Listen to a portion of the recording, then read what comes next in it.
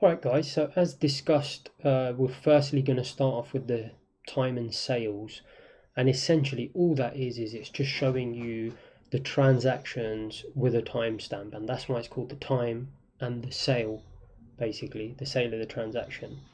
Now I'm just going to flick through a few slides back and forward here very quickly, just going to spend literally 30 seconds on this slide, because I just want to reiterate what I said in the previous slide, which is that the aggression is on the time and sales and on pretty much everything else, whereas the supply or the intention is shown only on the depth of market. So whilst we're going to start with the time and sales, we're actually going to focus a lot of time on the depth of market. Time and sales, I've only just put it in before. I was a bit undecided whether to start with the depth of market, come back to time and sales, but in theory the time and sales is the most purest form of data coming from the exchange. So I thought it's a good place to start, and then we can quickly move on to the depth of market.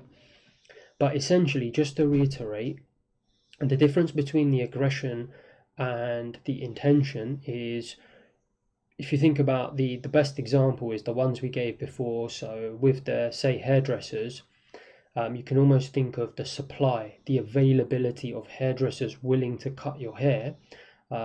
Or it could be a good. It could be later on, as you'll see in the slides, we're going to use the fruit and vegetable market. So it could be the availability or supply of an actual good, box of bananas, for example.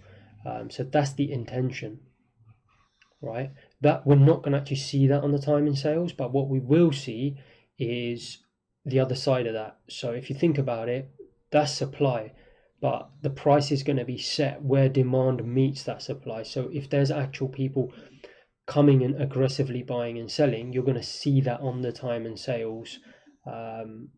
So again, people actually physically making the decision to pay for a haircut, or to pay for a box of bananas, or to pay for a good, or to buy pound dollar, etc., etc.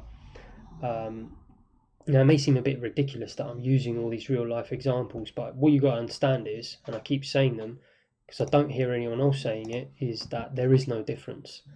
So what we're going to do is we're just quickly going to flick forward so I can just show you that visibly, so you don't get too confused. So that's the intention, as I said, the bids and offers. So if you think about it, let's imagine there were 7 boxes of bananas available to sell, or there were 27 people willing to buy from you if you wanted to sell to them. They're not actually doing any buying or selling, guys. They're just sitting there. And we're going to go through this in depth with a real life example. So if you don't get it right now, don't worry. All you got to know is that's supply, and that's supply as well. And then this is the actual aggression, this column here.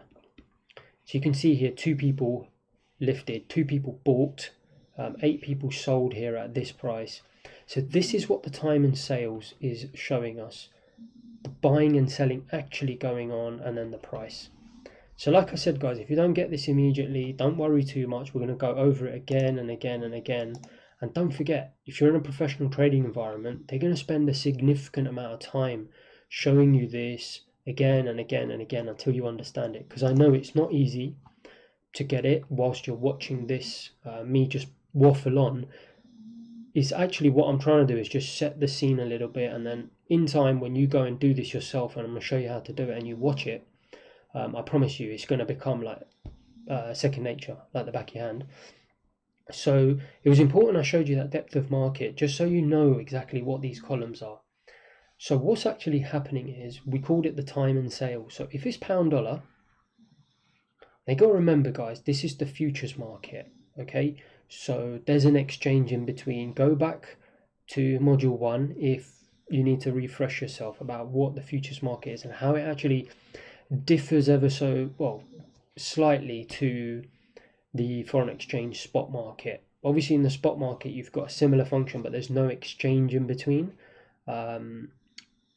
It's all done over the counter, essentially 90% of it. So if, go back and revisit that, but for now what we're doing is we're using the futures market as a proxy for the spot market, because that's the best proxy available in the world, and it's what professional firms are doing. So that's why we use this. So I want to say that as a caveat. but I won't worry about that too much at this stage. Just understand what is driving the price of a financial instrument and where you can see the supply and demand. So we called it the time and sales. There's the time element of the time and sales, timestamp. What time? 8:27 in the morning and the date. And then the next thing you'll see is the price. So this is each one of these is a transaction taking place, and in a moment I'm going to show you a real time and sales moving as the market is live. And the next thing you'll see is the volume. The volume is the aggression, guys. The aggression we talked about, those middle two columns. I'm going to show you that in a moment as well. And then it's the type. So was it a purchase or was it a sale? So here you can see an ask, there you can see a bid. Okay, so let's just look at one transaction on this slide before I bring in a live market example for you. So what do you see here at 8:20? Forget about all this stuff below it. Let's just forget about all that. Let's imagine it was just one you saw here. On the 25th of February at 8:27 in the morning, someone decided to come in, and what did they do? They bought, right? At 129.75. How much did they buy? Okay, they bought one contract. So what they've essentially done, if you think about it in terms of your retail platform, you see here market execution, that's aggression. There's another one called pending order, that's intention. So we're looking at just aggression here, you physically hitting the buy button. Would you agree when you use the pending order, you're waiting for someone to come to you? You're essentially the supply part of the equation. Here you're the demand. You're demanding it immediately, essentially. It's aggressive demand. So it's almost like you hitting buy. You click buy at the ask, and it's actually pound dollar.